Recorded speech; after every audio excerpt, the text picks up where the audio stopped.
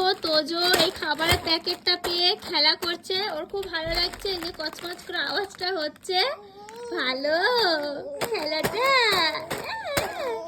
এর আগে আমি কুকুরের প্যাকেট নিয়ে ভিডিও করেছিলাম, তো আমার যে সমস্ত ফ্রেন্ডরা আছো যারা আমাদের ভিডিও পছন্দ করো তারা বলছিলে যে এই খাবারগুলো না দিতে, ওদের বয়স তো সবে 9 মাস, তো এসব খাবারের সাথে এখনো সেইভাবে পরিচিত হয়নি, আর আমি দিইও না বাইরের খাবার এখনো অব্দি ওরা স্টার্ট করেনি, আর এখনো আমি দিচ্ছিও না। এটা ওর দিদির খাবার, এই যে দিদি এসছে, তো দিদির খাবারটা ওই নিয়ে খেলা করছে, তাই তো?